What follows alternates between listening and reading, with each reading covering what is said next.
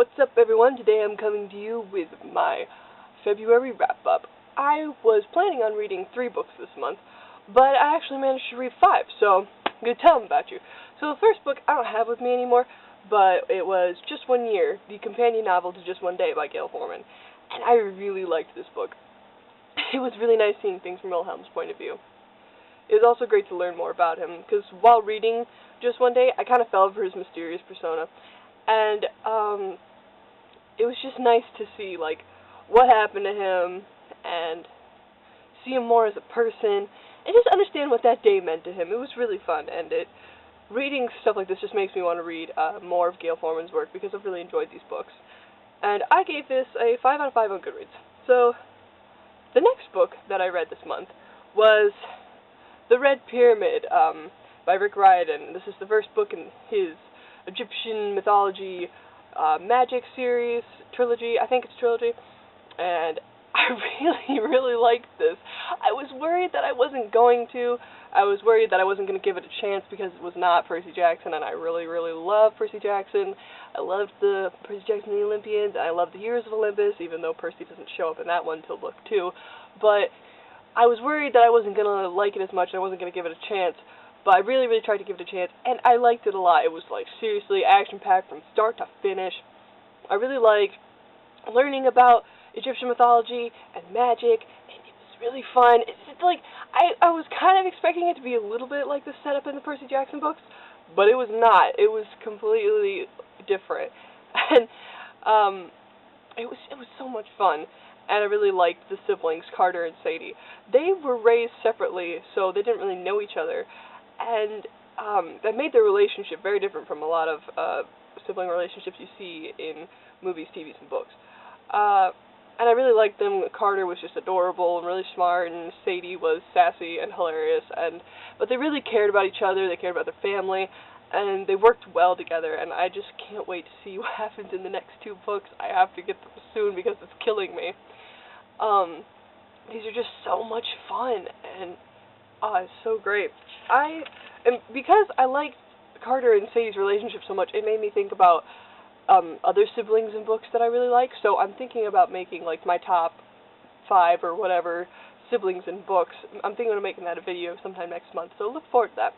And, of course, yes, I loved The Red Pyramid so much, I gave it a 5 out of 5 on Goodreads. So the next book that I read this month was Anna and the French Kiss, and I really enjoyed Anna and the French Kiss.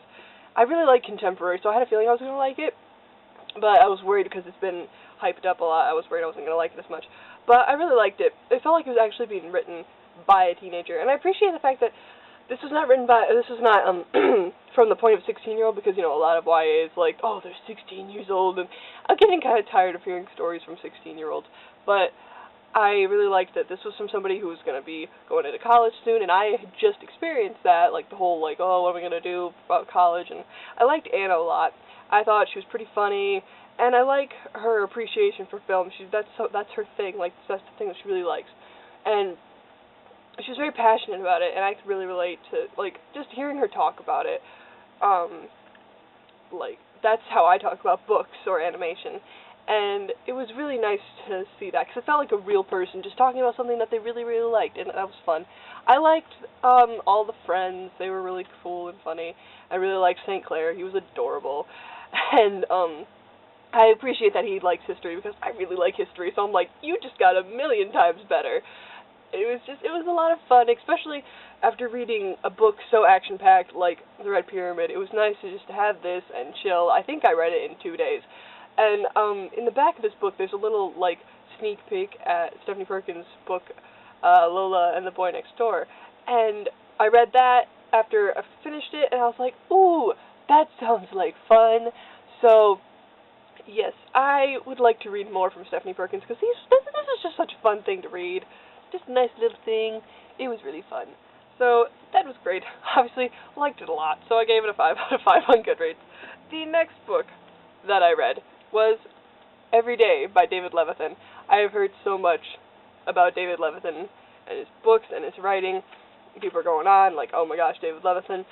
I've actually read 2 books where he collaborated with somebody, and I really enjoyed those, so I had a feeling that I was going to like this one, and I was right, I really did. I enjoyed it a lot. The story was very interesting, the whole, like, waking up every day in somebody else's body. That was really interesting to me. I actually started thinking, while I was reading this book, I was like, what if that person's not who they think they are?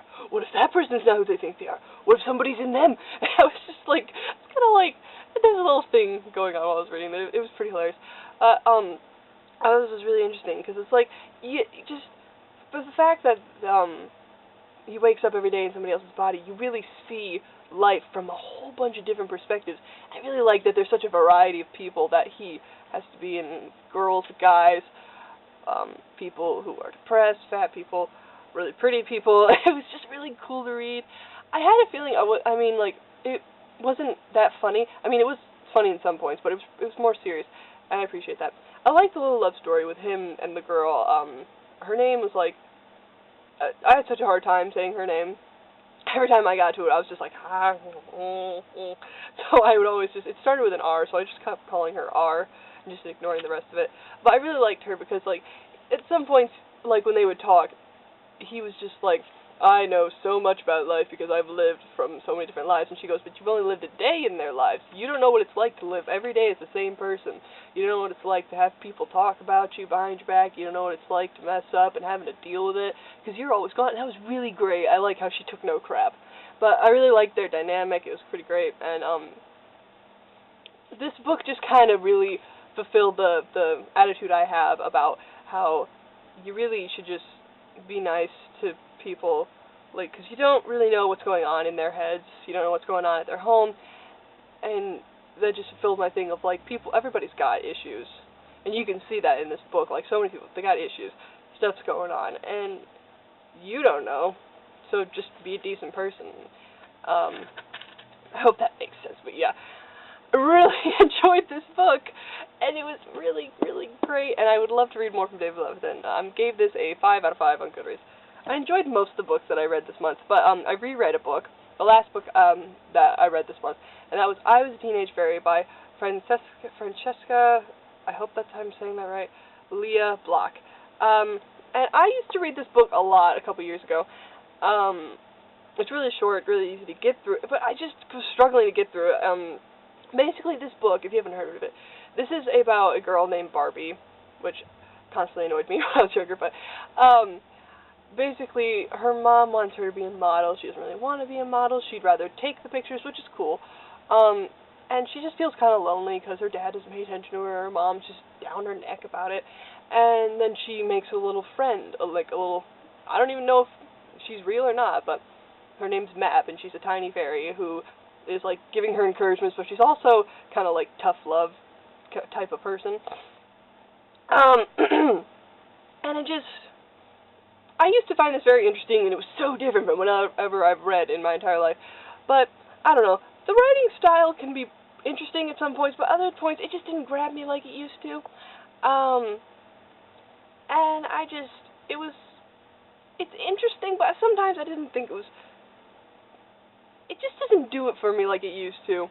So that's kind of a letdown. I only gave that a 2 out of 5 on Goodreads. But, yeah, those are the books I read this month. I'm going to be putting up my March TBR in a couple days, and the video I mentioned earlier that I really want to do of my top 5 siblings in books, that should be coming next month, so please look forward to that.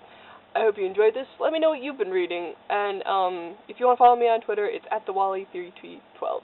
So, that is everything. Bye.